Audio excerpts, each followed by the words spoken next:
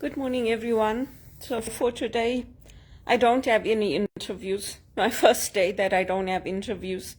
I've been having interviews every day with recruiters, but no job offer yet. And like I say, I regret coming to Canada because I know things are hard in Zimbabwe, but for somebody of my caliber, I know that if I had gone home, I would have never been unemployed a day in my life.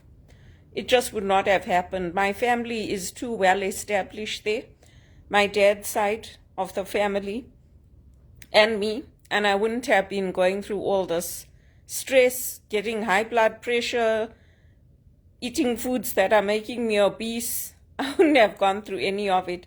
Yeah, there's different challenges there, but you know what? It wasn't worth it to me because I came here in 2002, and what have I got to show for it?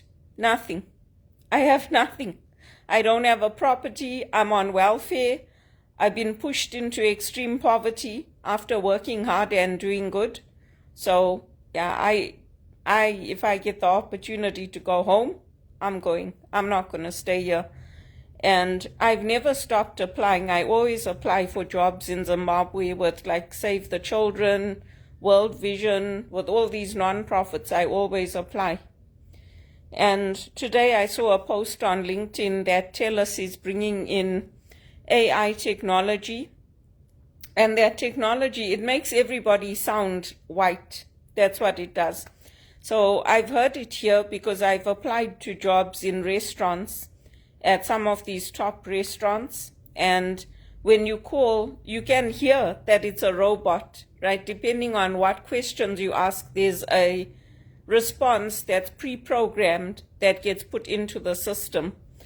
But anyway, I think it's a good thing because nobody can understand the Americans. They think that everybody can understand them, but especially some of the accents that are like in the southern parts, it's very hard to understand them.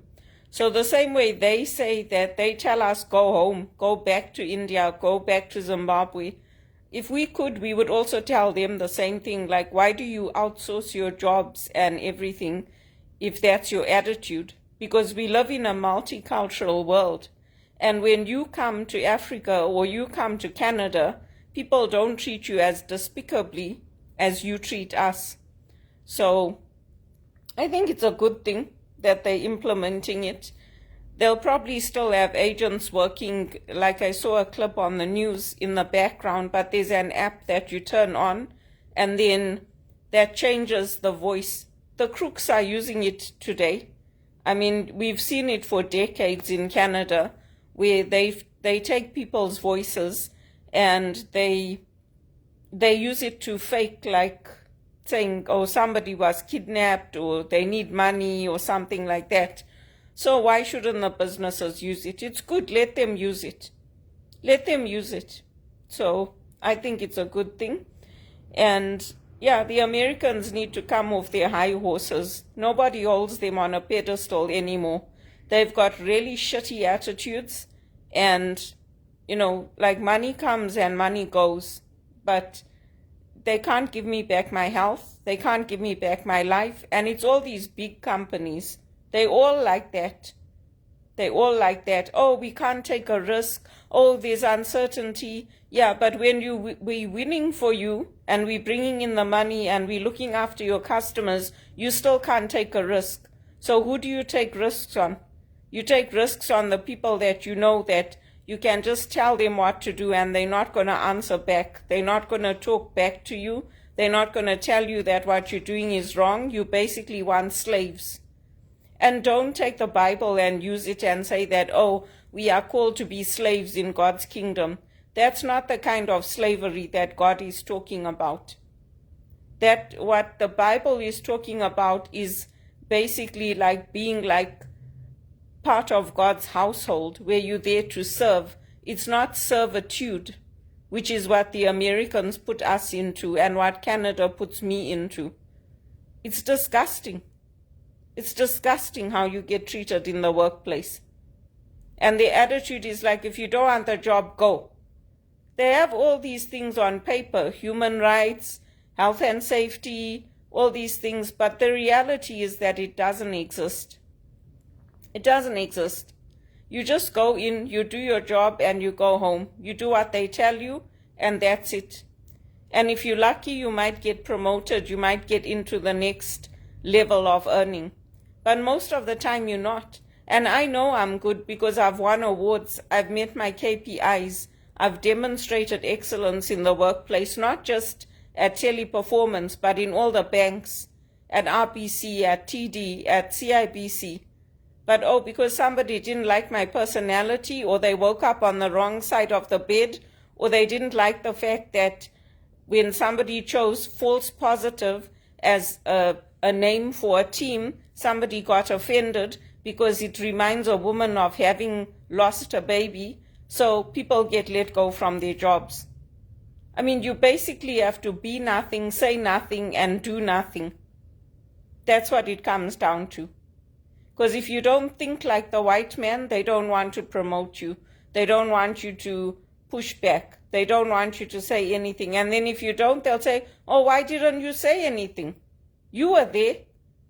Why didn't you say anything? You see there's signs all over. If you see something, say something. Speak up. But when you speak up, you'll end up getting called to HR and told that, oh, they're saying you said it. So, no, this is not right. And they don't just do it. You saw what happened to Roger Federer. It doesn't only happen to Roger Federer. And then when the companies fold and the banks fold, like Credit Suisse, then everybody wants to sit there and cry, oh, we could have had a big global recession. Well, your standards are so low, you're aiming for poverty. Bank of Canada is telling you, don't expect a higher standard of life than your grandparents had. Oh, don't expect it, no. Live on less. How much less? I don't want this lifestyle. That's not what I came here for. I came here for an American dream, a Canadian dream. I came here thinking that I will be able to get health care, to be able to work in a stable career, to be able to own a property. But all the systems are working against me. So why should I stay here? I'm not going to stop applying for jobs in Zimbabwe, and I'm not listening to the people there either. If I get my job in Zimbabwe, I'm going back. The other day, I phoned the pharmacy. I went here to Shoppers Drug Mart because the pharmacy told me that if you need to get your drugs closer to home, you can go to the pharmacy there. I went to the pharmacy at Shoppers, and they told me, oh, we have to actually, there's a whole form you have to fill out, and then we'll call them, and you can come back tomorrow because it's going to take an hour. So I called the pharmacy here, and the pharmacist said to me, yeah, we don't have the drugs. If they got it, tell them to fulfill it. Then we'll give them the permission. So it's the same thing as living in Zimbabwe. I mean, that's a life-threatening drug. It's a life-saving drug, I should say. But, I mean, if I don't take that drug, I can die. So what's the difference? I might as well go live in Zimbabwe. They have the same problem there. It's ridiculous. Then he said to me, I'm going to get the person that helps me to call you, and then we'll arrange everything. Then he called me back. He said to me, no, don't worry, we got the supply. I'll get it delivered to you. And then they delivered it for me. So what's the difference? What's the difference? What's the big deal about living in Canada?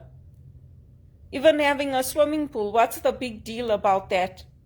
I lived in another condo where I didn't have a swimming pool, and I was perfectly happy. I lived in a house where I rented a room in a house, and I was perfectly happy. The Americans are always unhappy. They're always comparing, and it's not us, it's not our generation, it's the elders. It's my parents' generation. Oh, you people got this, we haven't got that. You know what? We don't care. If you want to come and live in this condo, come and live here. I can move back to Africa tomorrow because I'm sick and tired of it. I've had it. I don't want to go and use the community places. I don't want to go and play badminton in a community place. I want those things that my grandfather gave me. I want that private club in Kwekwe, Queen's Club. And I don't care if only Indians want to go and play there. That's perfectly fine with me. I don't want this being treated like a slave and being treated like I'm stupid and like I'm incompetent when I have degrees from Canada. And people telling me, oh, well, if you're sick, we'll get you EAP because you can't be bothered to fix the systems and to make the workplace a safe place to work. Oh, no, you want me to lose my health and then get me employee assistance programs. It's a whole lot of bullshit. That's what it is. That's what it is. And if they hurt Roger Federer again, you watch. They'll close Nike. Just like they closed Credit Suisse, they'll close it. Because at the end of the day, it's not about the money. It's about how you love people and about how you care for people. That's what it's about. And this society is so screwed up, they would rather shove drugs down your throat than deal with it and deal with human decency. And I've had it. I even told Ndidi, I wish her well. She's stepping down as the president of one. They're getting somebody else. She's going to be on the board. I told her, I don't want to stay here anymore. I'm sick of it. You work so hard to get a little bit of dignity, and then when the cutbacks come, you're the first person they let go. I'm sick and tired of the racism. If they want to implement apps to change people's voices, they should do it on both sides. They should do it so that when the customer calls in, their voice is also changed, so that we can also understand them. Because half the time you can't understand them when they, like, okay, some of these people, you're used to their voices because you see them all the time on television and radio. You hear them, like Nadal and Federer and Andy Murray and Novak. Everybody's got an accent. Everybody. But oh no, they're high and mighty. They think that their voices are normal and their accents are normal, and the rest of us come from the bush. They're so backwards, they don't even have the decency to keep their government open in America to make sure people like me can get their food stamps. I was never on food stamps in Zimbabwe. And you know what? The people who are there who love me, they're sick of it. They're sick of seeing how I'm getting treated and how my life is going downhill because companies here only care about the KPIs and the bottom line. They're sick of it. Look at what's happening to the banks. Look at what's happening to TD and BMO and all these places. Before, if you used to get a job in the bank, you could be assured that you would stay in that bank and you would build a career there 10 years, 20 years, 25 years. Now, it's 3 to 6 months and you're out. And you're out on the street and they don't give a shit where your next meal is coming from or what's going to happen to your family. They don't care. And who's dealing with it? Who's running it? People like Mark Carney and the Bank of Canada. They're running it. So yeah, I mean, when I met Paul Martin, he was like, oh, things are going to get better. Don't worry. We know things are not this bad usually. Oh yeah, it's a load of bullshit, Prime Minister Martin. It's a load of bullshit. It's gotten worse and worse and worse every year. Every year. I get that job in Zimbabwe, I'm not staying here. Not, never.